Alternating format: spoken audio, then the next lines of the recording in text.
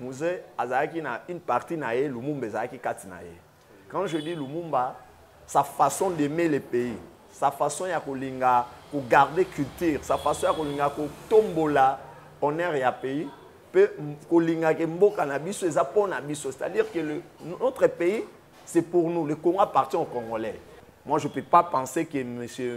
Mbosso a ramené biso débat na ba makamboana. Et Azal législateur, mon konzaba législateur.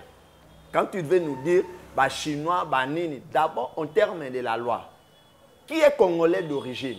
Et maintenant, Boussa, quand il travaillait avec Jean-Pierre Bemba, il était conseiller financier à Jean-Pierre Bemba. Aïe, que Jean-Pierre Bemba est l'ennemi du Congo parce que Jean-Pierre Bemba, il n'est pas congolais à 100%, il n'est pas congolais d'origine, selon il est l'ennemi du pays, que son père est étranger. Et maintenant, Jean-Pierre Bemba est comme un ennemi du Congo parce que Boussa s'est retrouvé à travers Bemba, quand il s'est à travers Kabila, à Yesko à travers Fachi, Bemba n'est plus là, à Isunatina Bemba, n'est pas à Isunatina Kabila, l'objet peut retraiter sous Fachi étranger. Moïse a été accueilli où en héros. C'est-à-dire en tout et pour tout. Jean-Pierre Bemba n'a rien à prouver ici au Congo. On ne l'a prouvé. Même au niveau d'Afrique. À ça, là, tout. Alors, profil, quoi, bah, profil, tout critère, il y a candidat pour voter. Pour moi, je trouve que c'est simple.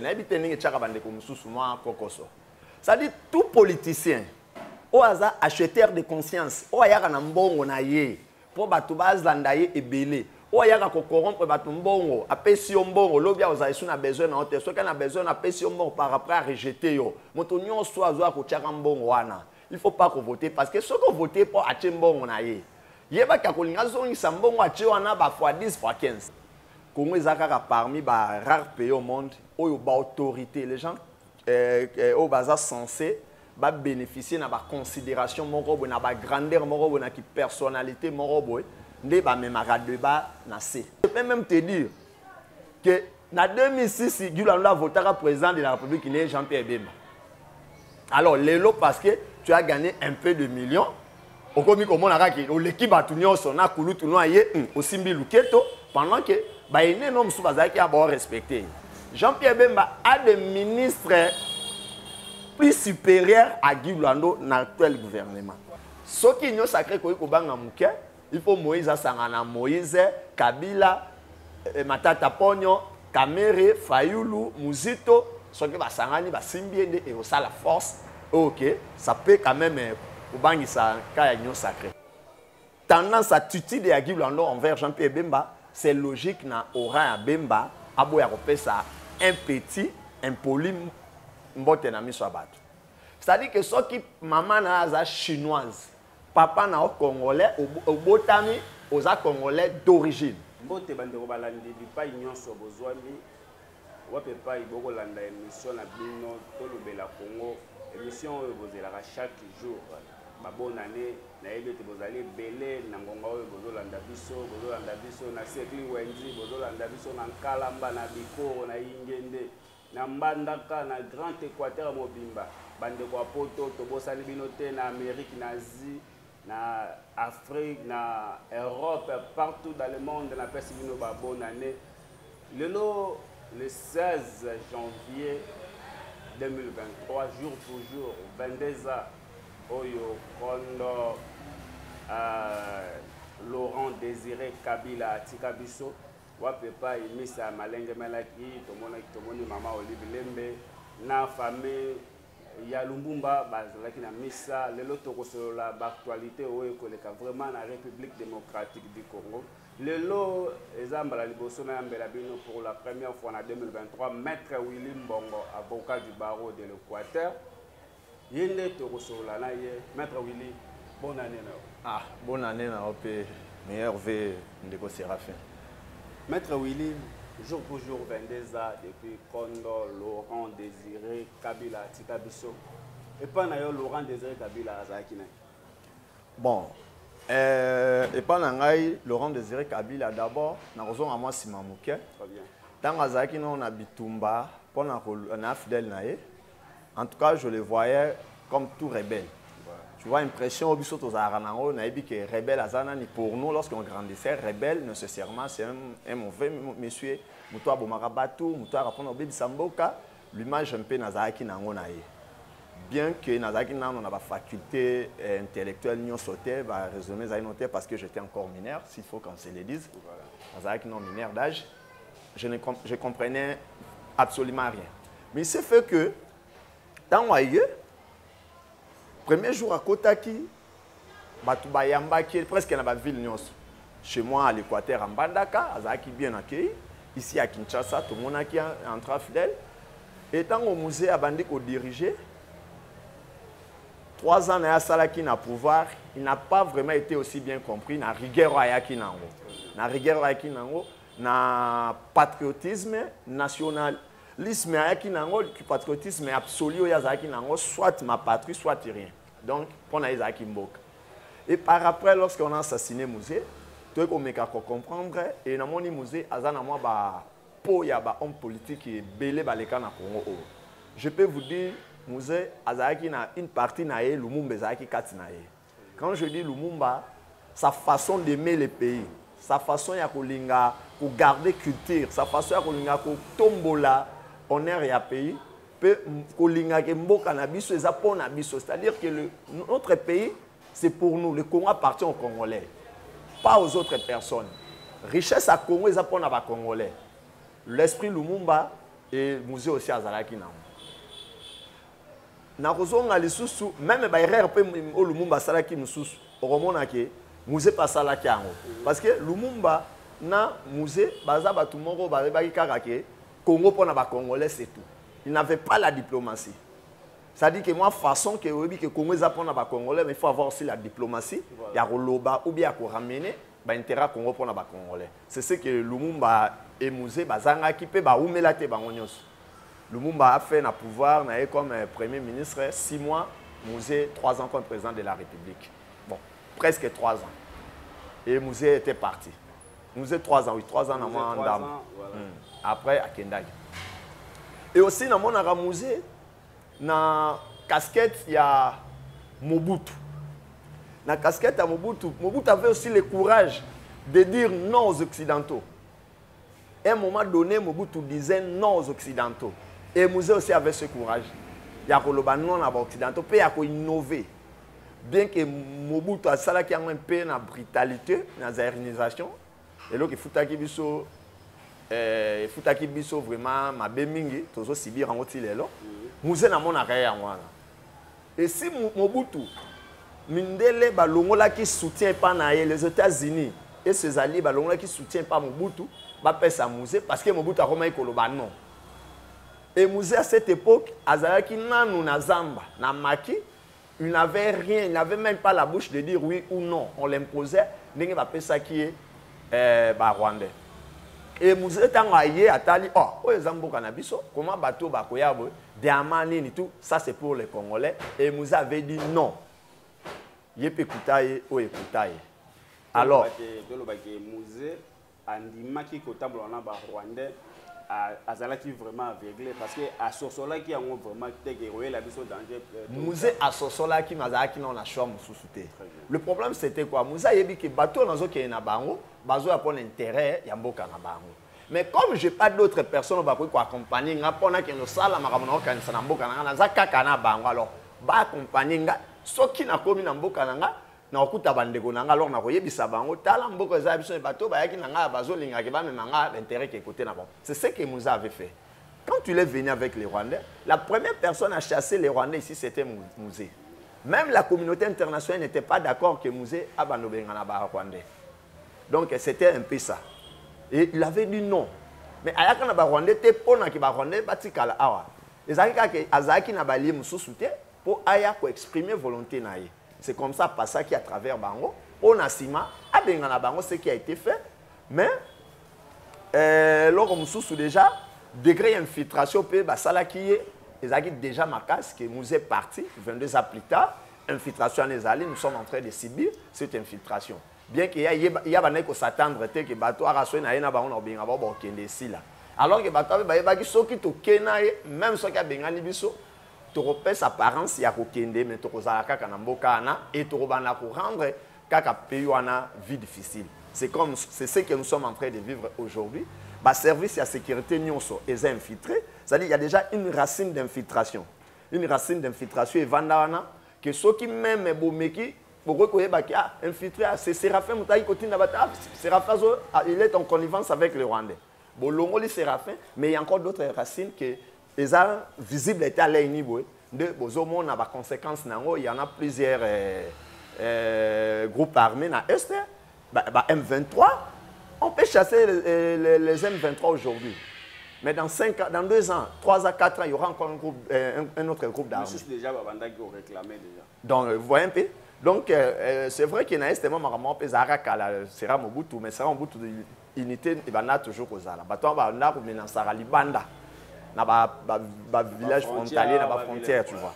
Mais là, on va comment qu'on soit territoire, la ville. Et ça y est, bilo moné tu vas couler dans la ville de Kinshasa. Ah oui. Moi, va désordre, moi, voilà. Mais les lots, comment qu'on soit la ville, le territoire, par rapport à l'infiltration au musée à Kinango. Alors, je ne devrais pas reprocher un musée à 100%, mais aussi, il n'a pas aussi raison à 100% parce qu'il pouvait aussi chercher d'autres voies pour exprimer la pensée de Mboka parce que c'est un nationaliste, Alinga Kimboka. Mais pour lui, à mon avis, voit M. Zagite, il devrait passer avec les Rwandais pour les écouter. Maître Willy, dans l'Iroto Kendele, lobby batindeli biso ba vidéo na Nord Kivu na église moko ba bombe s'exploser ba kufi ebele vraiment na liroto kendele pour na to finir avec guerre aux na est ba procéder nous to Rolanda malgré l'armée est infiltrée.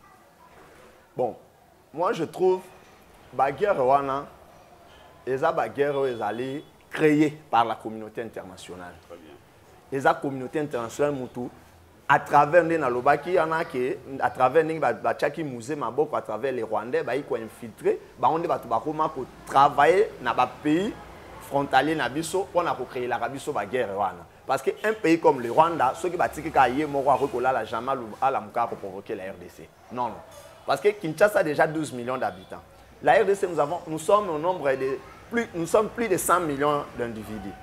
Alors que Rwanda, ceux qui ont 13 ou 14 millions de villes à Kinshasa. Ceux qui ont été en guerre, ceux qui ont 14 millions, 20 millions à Bissau. Mais Bissau aussi, ça va. On pouvait faire des Rwanda l'un de notre territoire parce que dans la province, pour la grandeur de la province de la Bissau. Mais s'ils font ça, c'est la communauté internationale. Maintenant, pour nous aussi, moi, je vois la responsabilité revient au peuple. Ce n'est pas seulement aux dirigeants. Ceux qui ont été Bafati, Yemoko, président de la République, Alina Basoda, Babunda, président de la République, Osalate, il ne saura pas. Il ne saura pas. Raison pour laquelle, dans la communauté internationale, il y aura toujours un président en Afrique. Ce qui est en fonction, capital n'a pas été. Et il utilise la capitale et l'ingénieur. C'est difficile au un président en fonction à quelle élection en Afrique peut avoir la capitale. C'est raté. Il faut que nous avons voté en sous la province d'origine. Et le reste des provinces vont voter, les capitales vont voter. C'est juste un système pour les Occidentaux, le peuple a représenté, pour les dirigeants. Alors, ce qui dit le président Fachi confiance, par rapport à l'Ikambaye, le président Fachi a détourné ou pas, à ça ou pas, tout si ça n'a l'Ikambaye, c'est bon, il faut régler ma détournement à Banin. Maramane aussi là. Ce qui a fait bomona ki abanda ki angona guerre ba pesi sous embargo ba retirer ba embargo na bango to suma mindoki ba pexi même ba transporter ba même ba arme na bisoté. Mais Rwanda zo somba mindoki Rwanda zo sala zo financer M23 komi ko attaquer mais lorsque le peuple avait dit non bisoto sima fati allez tout les mais la ambassade nyon sont tout les maboy directement ba changer ki langage ba comment ki na deuxième discours ba ngwa ba komi ko sala ba discours au profit ya biso. Juste pour avoir une pression populaire. Pour avoir un qui n'a pas de soldats dans le pour avoir un président Fachité. Mais ceux qui disent au peuple, 100 millions de Congolais, même langage n'a président Fachi, non à la guerre en Est, non à la manipulation occidentale, non à la manipulation américaine, je vous dis qu'il n'y aura plus la guerre à l'Est. Et pour garder le territoire Nabiso, Nandenge Bakoko Batike Labiso, 2 345 000 km². Voilà, peuple Téléma, peuple Lamuka, peuple tous à la conscience, peuple tous sangana, unité nationale au Bakoko Batike la biso, to bunda sa monguna, pour Namboka na biso et Kabonate. Maître Willy, vous êtes expert à série. Vous avez travaillé Nabananga, vous avez l'expérience na kata série wana. Ndenge enrôlement oyo kendele. Un mois oyo. Est-ce que bateau vraiment va s'enrôler, même moitié dans des zala qui va s'enrôler? D'abord, moi je travaille avec Malou Malou, Ngoy Mulunda, Nanga, presque tous les présidents de la CENI Baleka, on travaille à l'époque. Enrôlement, parce que enrôlement, les cas qui ont passé, tout s'enrôler qui une affaire à 40 millions de Congolais. Alors cette fois-ci, dès que on a plus de 100 millions de Congolais, on suppose pour tous s'enrôler, 17 ans, 17 ans révolu, 18 ans le 23 décembre, on a droit à s'enrôler. Bon, on a 17 ans, 18 ans, si le 23 décembre, on a droit à s'enrôler. Alors, il faudra au moins 60 millions de Congolais s'enregistrer pour avoir des électeurs dans l'élection en 2023. Mais moi, je trouve que, façon je ne pense pas que tu vas atteindre un nombre de 60 millions. Ce qui te recommande, tu risques tous les 40 millions. Alors, sur le plan national, il y a des inconvénients. Mais les inconvénients sur le plan provincial. Parce que même ceux qui vont enrôler, tu s'enrôler 20 millions de Congolais, tu as 500 sièges dans l'élection nationale, tu as un président national, président de la République. Même si tu as enrôlé 100 millions de Congolais, tu as 500 sièges dans l'Assemblée nationale, tu as un président de la République. Mais le problème, c'est au niveau des provinces. Dans la province, dans la répartition des sièges. Si ça verrait que dans la province, vous s'enrôlez mingité, tant on va répartir, diviser le nombre d'enrôlés par rapport à 500 sièges, risque que vous soyez représentant au niveau national base à la Mouké. En 2006, nous avons 5 députés provinciaux, 2 députés nationaux. Voilà. En 2018, élection provinciale et Salema Kité, Tobimisaki, 2011, pardon. Ouais. Élection provinciale et Salema Kité, Tobimisaki, 3 députés nationaux. Effectif, il y a un enrôlement dans la ville Mbandaka. Dans la ville Mbandaka et Kolaki. Dans la ville Mbandaka et Kolaki, en 2006, c'est 2, Tomataki 3. Malheureusement, pour l'élection provinciale, c'est MIT. Mais maintenant, en 2018, Ville Mbanda a déjà 3 députés nationaux, à Zongaki na 2. En 2006, Azalaka a 5 députés provinciaux. Ville Mbanda en 2018, à Zongaki a 3 députés provinciaux. Ce qui justifie réellement que le nombre d'enrôlés est Mouké et Bessaki par rapport à d'autres provinces. Que la province, c'est ça qui est fort, il y a qu'à garder. Nombre, il y a des représentants, soit il y a augmenté. Mais la province de l'Équateur, c'était le contraire. Tu vas s'enrôler, Malungate, tu vas s'enrôler, Mingité. Et alors, ça qui quitte ça effectif, il y a des représentants.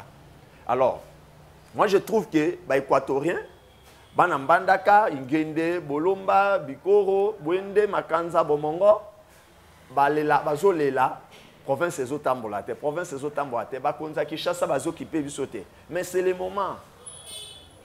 Tant on voit na binezo kana mingi, nde bakonzi bazo yoka, nde bazo ya pona ko si ça va besoin na bino.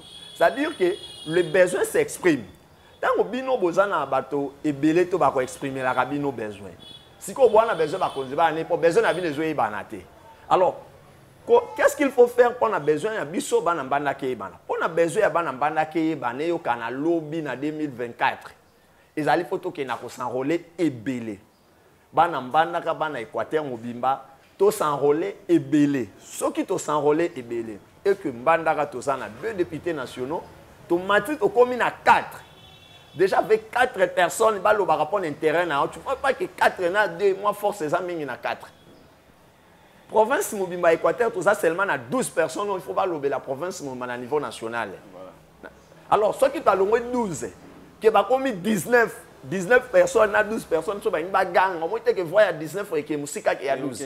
Alors, pour tous les batouans et belé, et c'est un abisso tous s'enrôler. Pourquoi aussi tous s'enrôler? Tous les là. Bakondi baye babisso terre, tous ça n'a pas bakondi na bisso à province et à niveau national.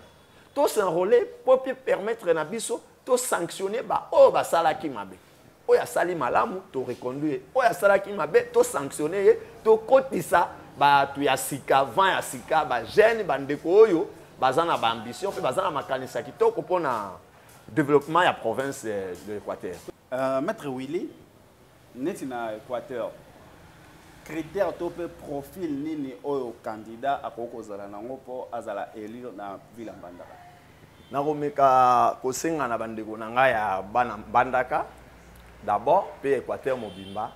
Alors profil koyeba profil to critère ya candidat ko voter. Pour moi je trouve que c'est simple. Na ebite ningi tchaka bandeko mususu moi kokoso. Ça dit tout politicien o aza acheteur de conscience o ayaka na mbongo na ye po bato bazlanda ye ebele. O yaka ko corrompre bato mbongo apesi yo mbongo lobia oza isu na besoin na hotel soki na besoin na apesi yo mbongo par après à rejeter yo moto nyonso azwa ko tiaka mbongo wana il faut pas ko voter parce que soki voter pour acheter mbongo na ye yeba ka kolinga zongisa mbongo acheter wana ba fois 10 fois 15 ezalo on les bato ba commission politique commerce politique tu vois yalo kwa mutake ko somba mapa na boulangerie soki asombi mapa na akoke ko teka ngona prix oyo l'équipe a tirer bénéfice na kati. Alors que la politique, ce n'est pas un lieu d'investissement. Investissement dans la politique. La politique, c'est un lieu où on a une vision, une idéologie, puis une action pour réaliser vision, soit idéologie. C'est ça la politique. Mais la politique des poches, je vois ça seulement ici au Congo, et particulièrement en Bandara, un individu qui vient au Aranambon et Bela Somba Bandako et Belé. Bon, à quoi sert qu'il vote parce qu'il a 15 parcelles? Ça nous apporte quoi? Et quand même la moi je trouve qu'il faut tout expliquer la politique, la gestion de la chose publique n'a rien à voir avec le privé. La politique c'est l'art de gérer, c'est l'art de gérer la cité. Alors ça n'a rien à voir mais quelles sont ces idées? Apport na ezanini, ce qu'il faut voir. Vie naïe, passé naïe zanini. Qu'est-ce qu'il a déjà fait dans la vie? Attends qu'il a, attends qu'il bon. Attends qu'il mais à ça là déjà nini, le dans les bons. Attends qu'il a, mais qu'est-ce qu'il fait? À qu'il bosso à piter, c'est ça les alinini. Bah il est là dans les années concrètement. Parce que s'il faut, au moment on a n'engagé tous en période des années électorales.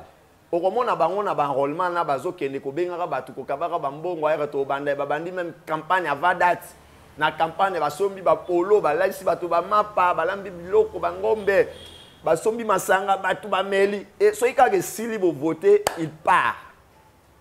il n'a plus besoin de vous, vos problèmes les autres là il sous-souté, il est là, il fait ce qu'il veut.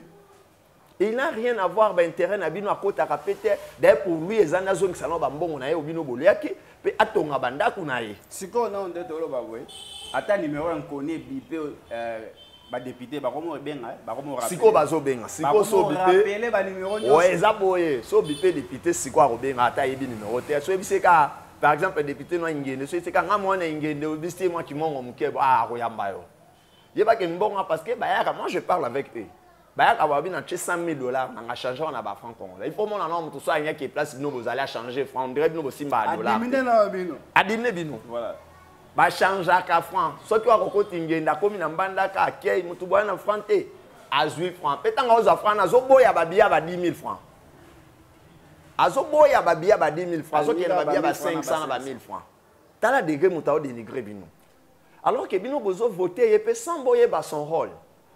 Une fois j'étais parti à Ingende, je ne vais pas citer le nom du potentiel candidat, il y a Ingende. Nakuti batubalo ba yang biso to lenginde na tuni bango mais bolingi pourquoi? Oh abetela ka biso mboka village mobimba o batol. Oh apesa ka église moko ana batol. Oh tu vois un peu atongaka pont mo ebebaka. Moi je dis oui, kotonga pont oui, ça bien. Ko pesa batu batol une donation ça bien. Mais est-ce qu'il faut voter un député pour appeler ça qui batu batol? Est-ce qu'il faut voter un député pour Salaki Pont?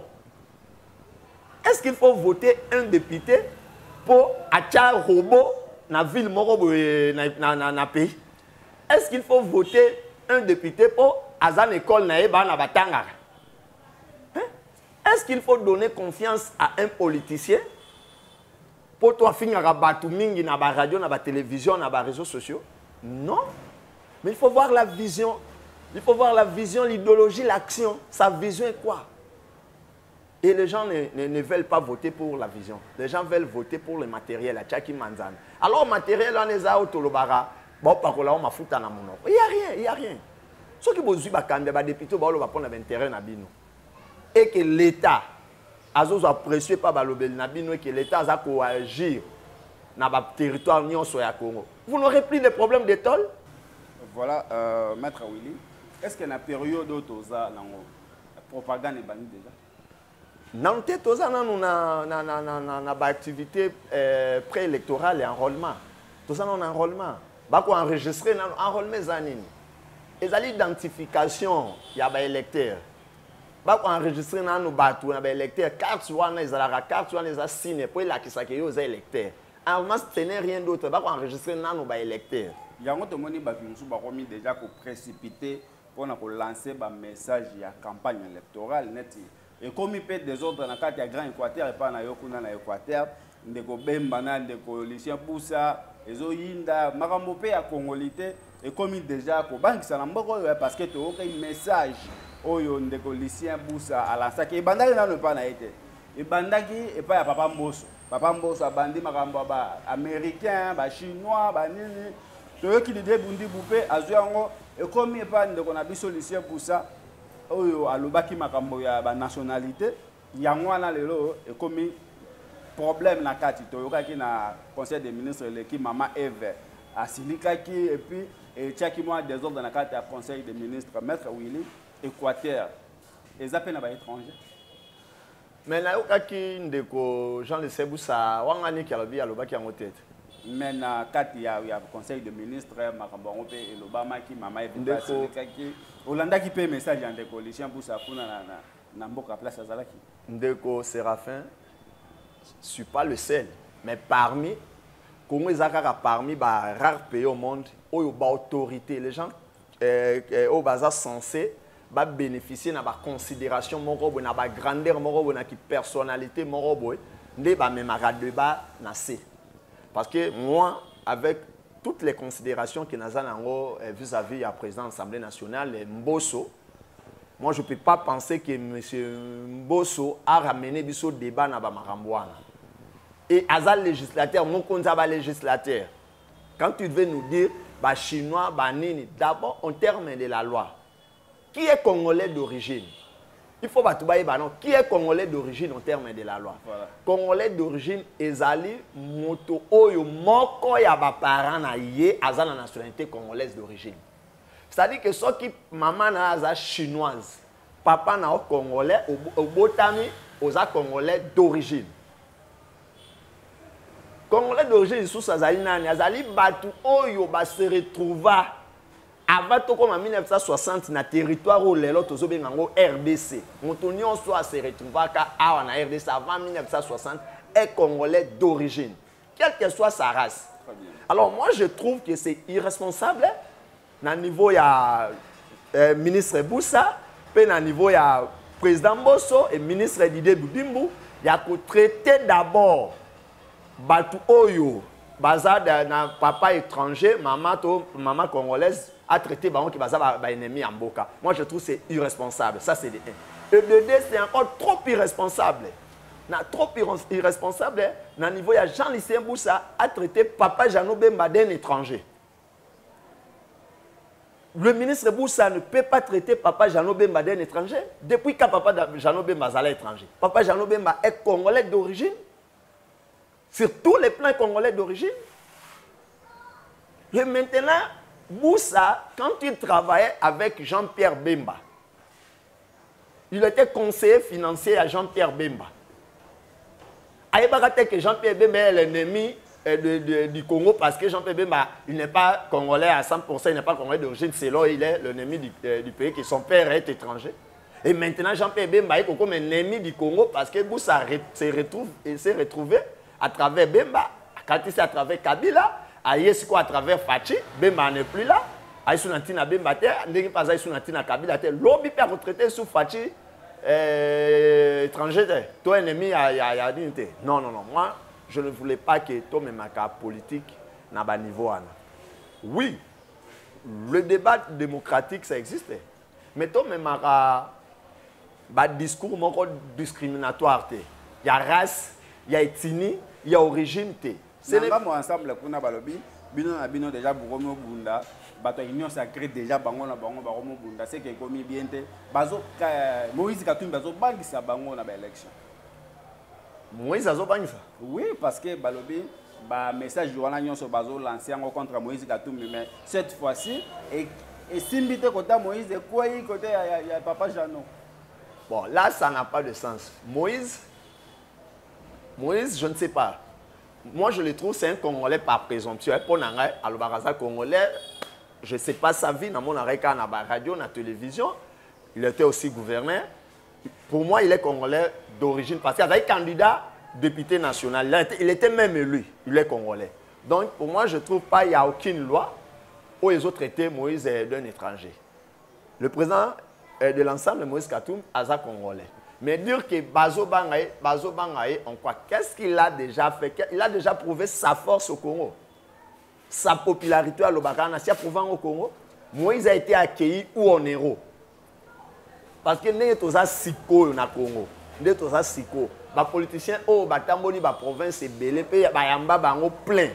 Les politiciens batamboli ba province est belé, bayamba bango plein. C'est Jean-Pierre Bemba, c'est Félix Tshisekedi.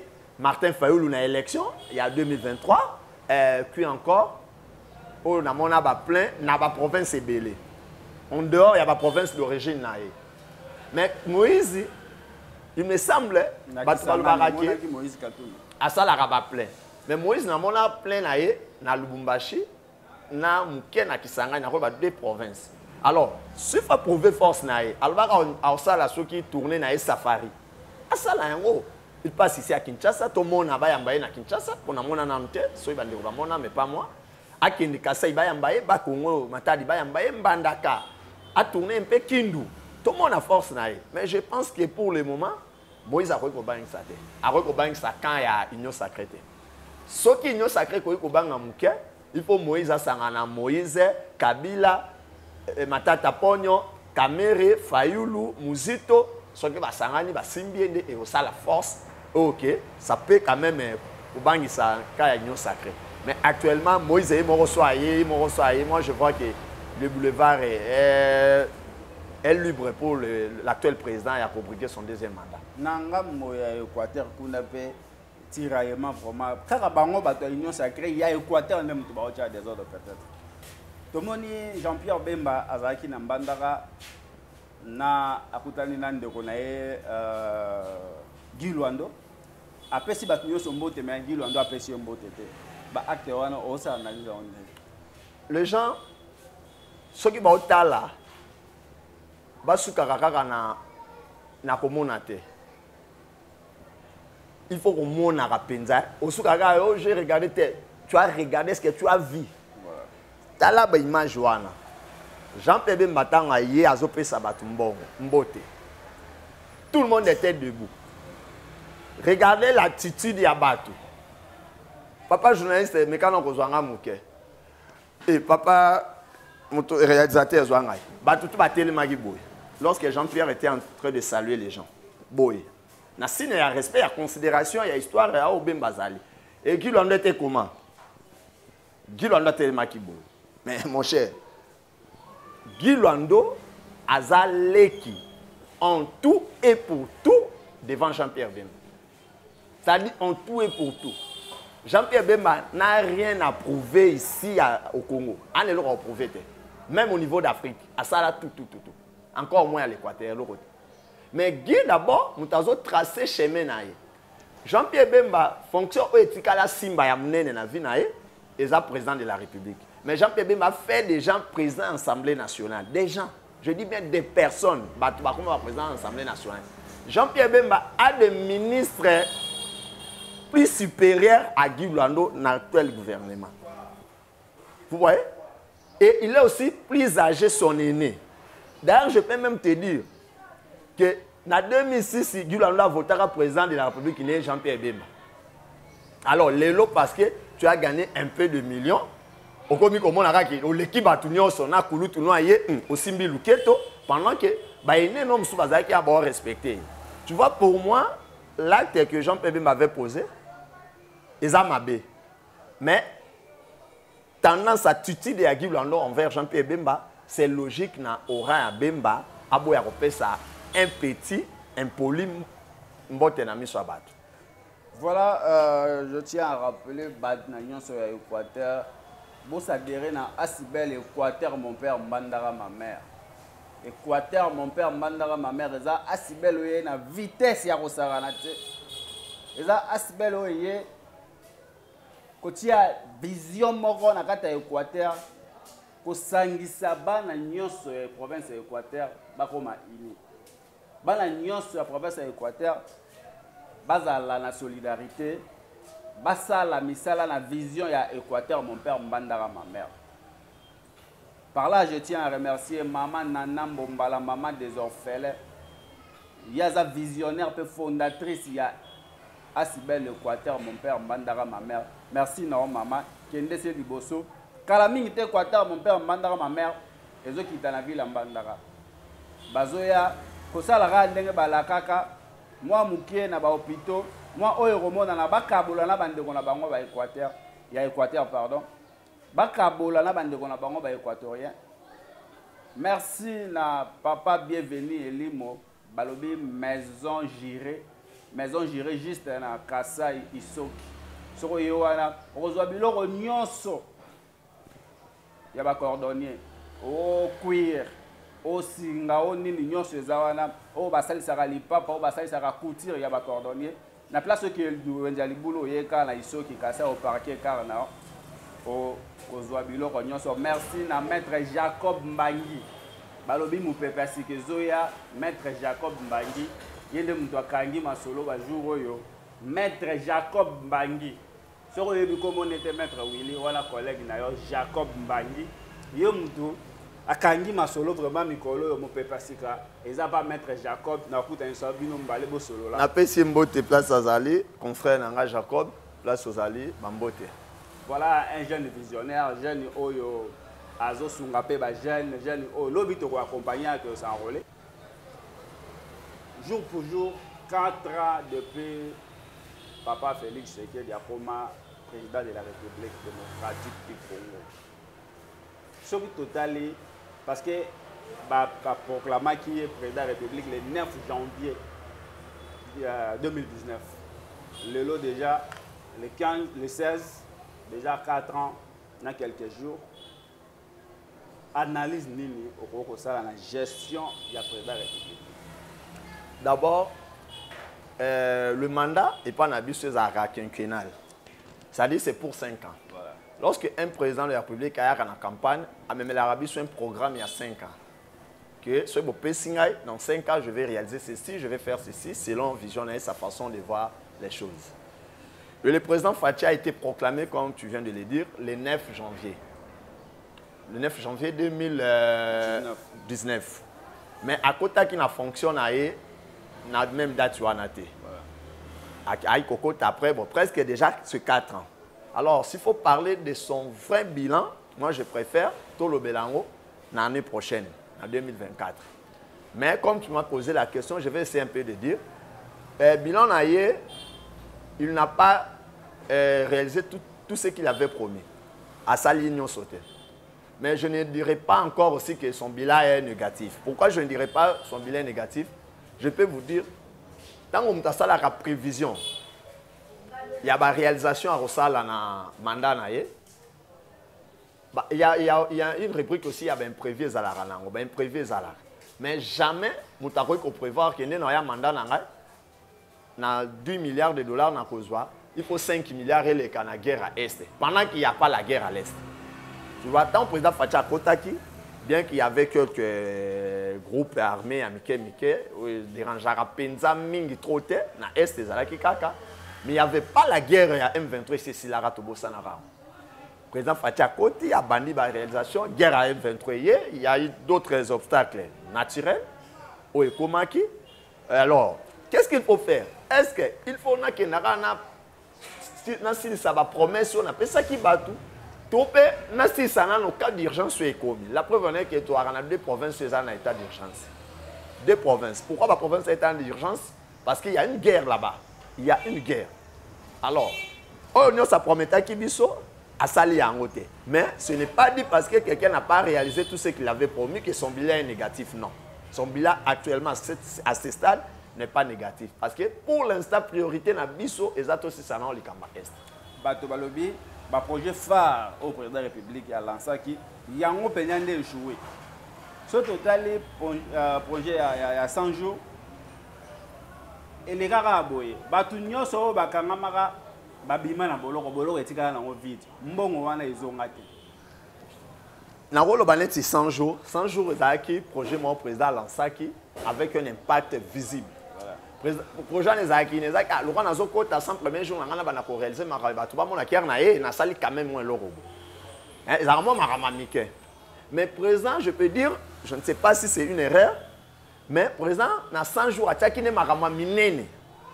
Oh, ils ont même un projet, dans le maman, il y a 100 jours, il y a un projet pendant 5 ans.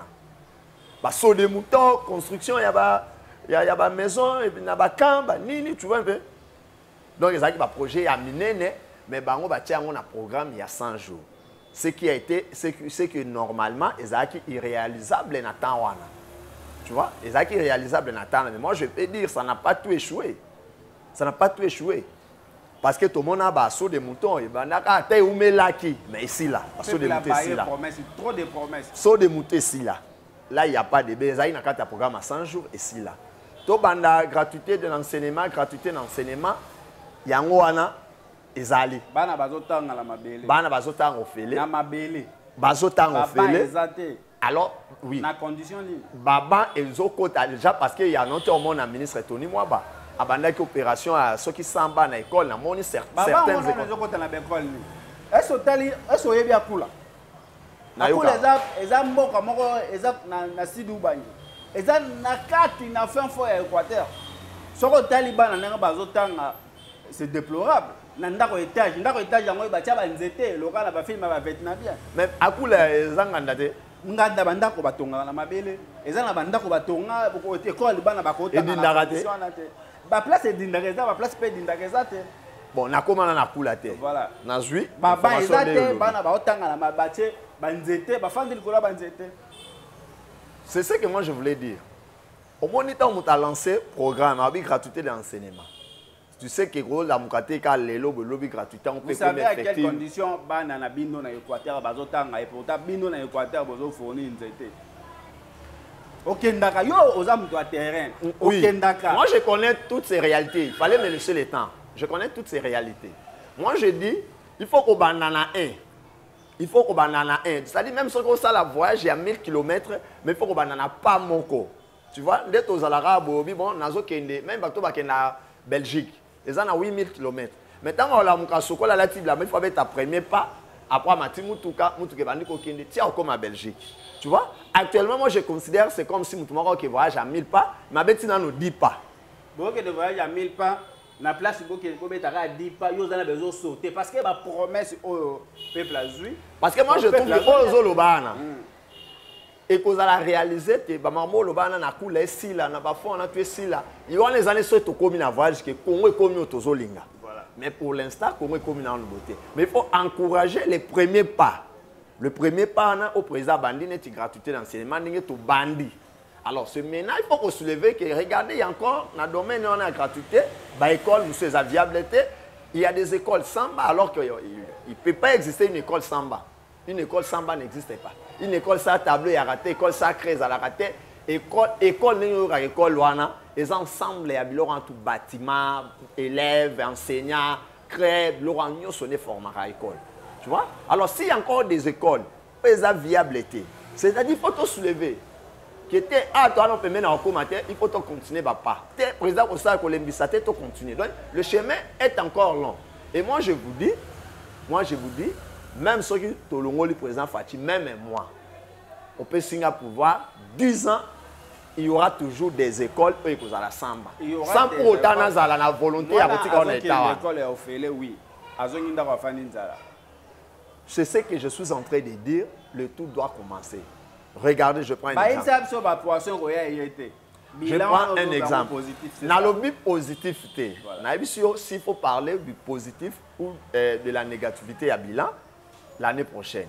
Mais pour l'instant, bien que toutes les promesses ne sont pas tenues, mais tu peux évaluer le bilan à 5 ans, tu peux évaluer le bilan à 4 ans. Il y a le président de la République 4 ans. Si vous évaluez le bilan du président de la République il y a 4 ans, 5 ans, il est dans les bons. 4 ans, il est dans les bons. Il est dans les bons. Oui. Dollar, il est dans combien? Il est dans les bons. Dollar, il est dans les bons. $24, 23. Même en Europe, à un moment donné, Europe est à Maître Willy, Bato Bazotala, Maître Willy, tu as besoin de la vérité. Bato Bazotala, tu es à radio, tu es Maître Willy. Oui. Donc, pour la vérité, c'est que mon tour est dans le bilan, par exemple, il y a pas de négatif, ça c'est une vérité. On a besoin de négatif, on a besoin de la vérité. Mais c'est ce que je suis en train de dire. Au sommet Marabiloko, Kilo Thompson, Félix Yakuta, on a combien, le lieu combien a combien. Et maintenant, il faut voir plusieurs paramètres. Kosuka que Thompson est à combien, ça dit même sans Fachi, même ma prédécesseur tant qu'on va Kotaki, ils auront toujours biloko, ils auront 10 francs et matara 15 francs, ils n'ont même pas prêt Fachi, biloko comme mais il faut retarder la stabilité, il faut retarder la stabilité économique. Thompson et Kita. Bata jouer la stabilité économique, batali babongisi ndenge kenande ngwa. Et moi je peux te dire Kabila tant à Kotara na Joseph en 2001. Prix au Kabila Kutara lipa na tininga bimaka tika lipa 200 francs alors que tant ya kota en 2001 to banoli ba centime. To banoli ba centime. Un franc ezara na circulation. 10 francs to banoli à 10 francs. To banoli à 20 francs.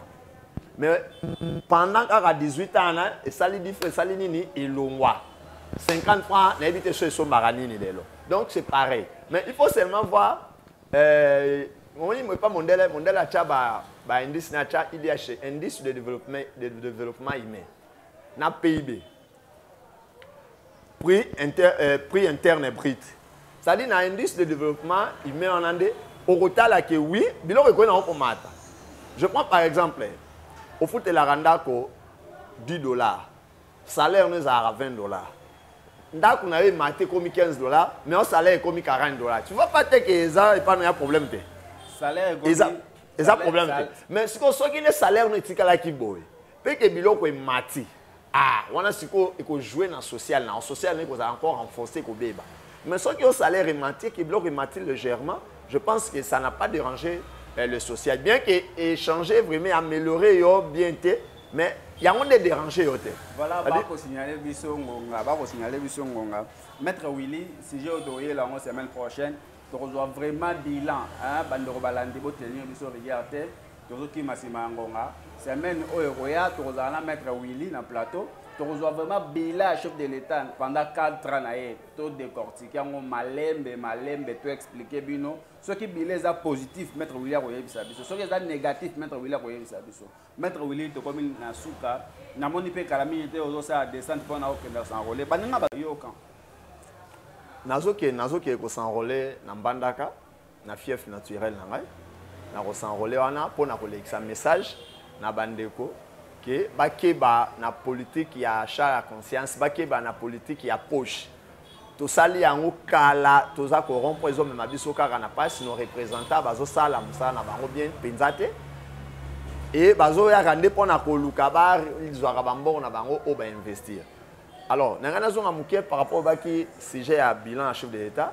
Alors moi je préfère tout ça là yango mukolo ya prestation na c'est mukolo ko ça 4 ans jour pour jour. Voilà.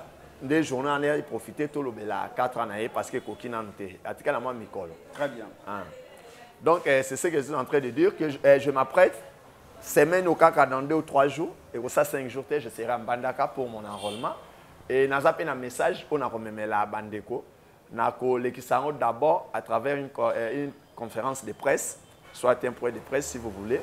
Dans continuité, il y a une émission dans le civisme électoral. Nous avons expliqué le profil, il y a un candidat idéal pour Mbandaka. Non, nga mutalinga kangate. Voilà, Maître Willy, le ballon est à souka na bala nyoso Mbandaka na bat nyoso balandi biso na partout dans le monde, le ballon est à souka na ba congolais. na lingi eloko na koyi koloba tozwa message moko muze tanga kotaki na pouvoir asaba discours ebele aloba ba phrase ebele a prononcer ba français kitoko aloba makambo ebele ya kitoko tout comme ya mabe mais loko moko muze atikela biso ezali ne jamais trahir le Congo. Trahir le Congo ce n'est pas seulement okenda ko collaborer ou bien aux la complaisance aux en complaisance na ba étrangers ba occidentaux toni on trahité. Tu peux trahir le Congo à l'intérieur du Congo. C'est-à-dire quand les intérêts du Congo, les intérêts du pays, aux autres intérêts personnels, ça aussi c'est la trahison. Donc, ceux qui ont la responsabilité, mon qu'on a Mboka, si on a un intérêt à Mboka Liboso, l'intérêt privé on a Sima, il y a un ne jamais trahir le Congo. C'est un peu ça le Bananga Souka, ne jamais trahir le Congo. Voilà, mesdames et messieurs, ça nous finit pour aujourd'hui. Ce que vous l'avez dit, merci à John le patron, Montafilma, Filma Jésus. Émission à Mokomalelo, Tosukia, ceux qui ont Zamtoasika, au Kouta, une émission, partager, s'abonner. Si vous avez des commentaires, et au bien. Bon, numéro na biso ezawana au cas des problèmes bo benga biso ba situation na bino ba remarque na bino et ça la rabiso bien poto bon c'est la bino musala to kutani mikolo koya.